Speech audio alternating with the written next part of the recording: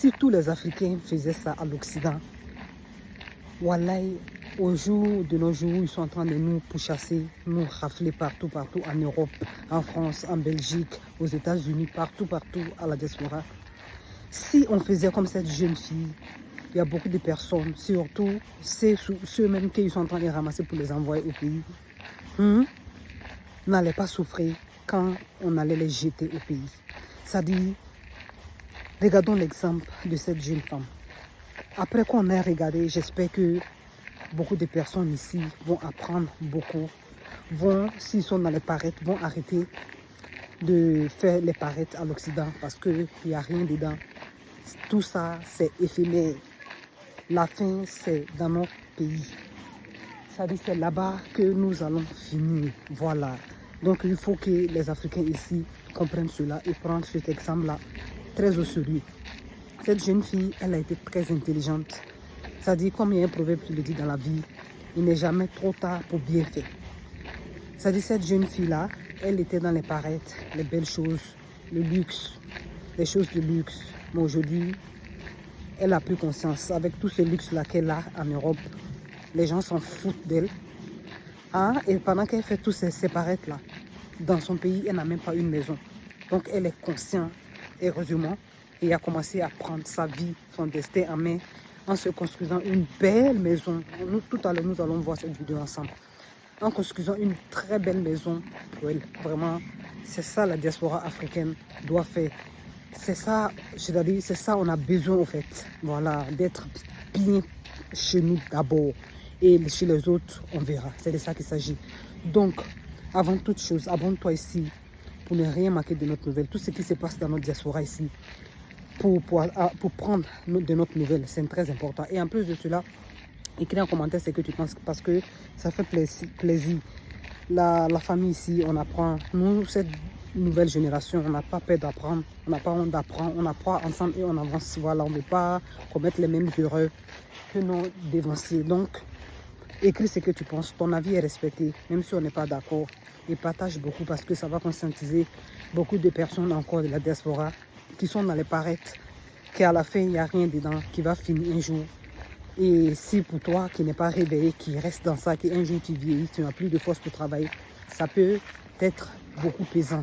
Donc, regardons cette vidéo ensemble et on verra la suite. J'ai construit ma première maison à 19 ans. Et pourtant, à cette époque, j'étais à fond dans la fast life. Chanel, Louboutin, Louis Vuitton, je vivais pour les sacs, les talons et les photos Instagram.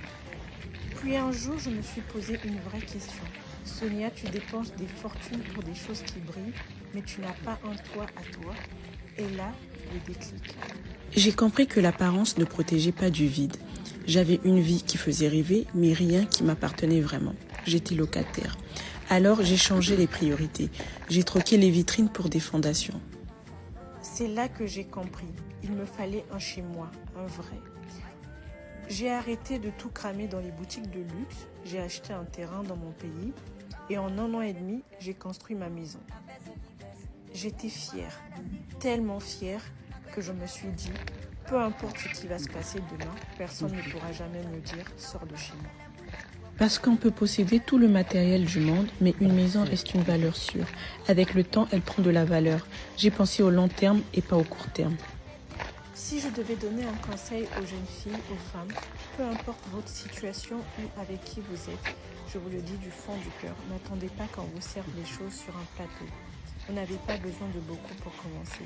Il suffit d'un peu de courage, d'une vision claire et surtout de croire que oui, c'est possible.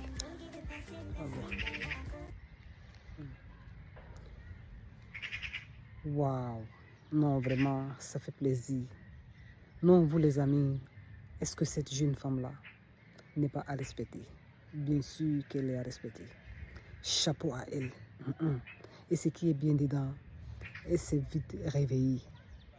C'est de ça qu'il s'agit. C'est de ça que les Africains ont besoin pour avancer dans les diasporas.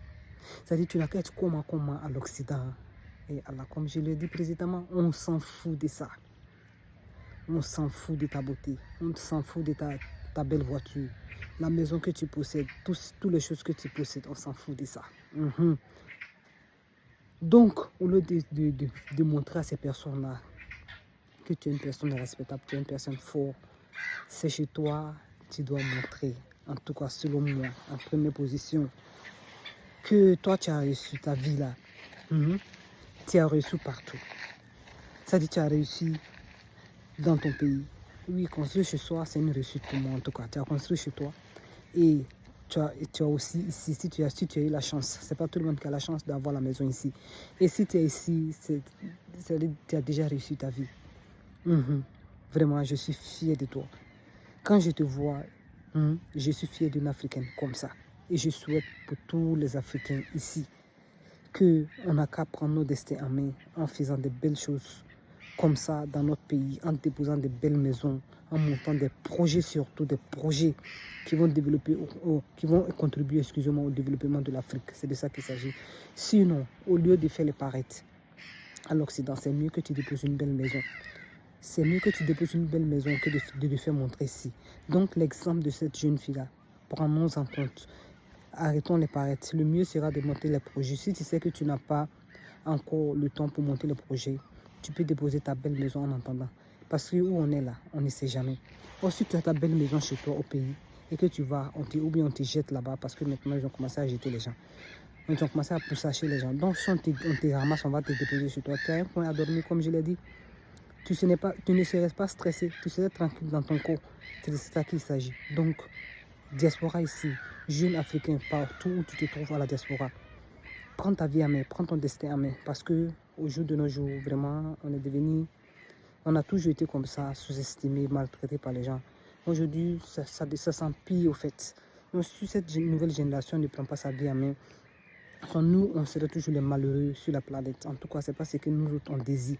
Donc, prenez des bons conseils, prenez des bons exemples et évoluons ensemble. Que Dieu nous aide, nous tous. Amen. Sur ce, je vais m'arrêter ici. On se reverra dans une autre vidéo. N'oublie pas de mettre un j'aime parce que ça fait plaisir ici. Et surtout, écris en commentaire ce que tu penses. Partage maximum, comme je l'ai dit. Surtout, mets un j'aime à ce contenu parce que vraiment, ça nous encourage à vraiment sortir, motiver nos frères et sœurs.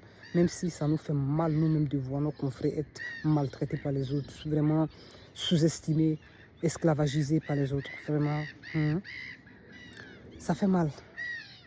On sort pour venir ici, pour venir parler de ça, même si on a mal au cœur. Donc, à cause de ça, il faut mettre un j'aime, ça fait plaisir au fait. Sur ce, on se dit ciao. Parce que si on veut parler, on ne va pas quitter ici pour tout ce qui se passe à nos frères.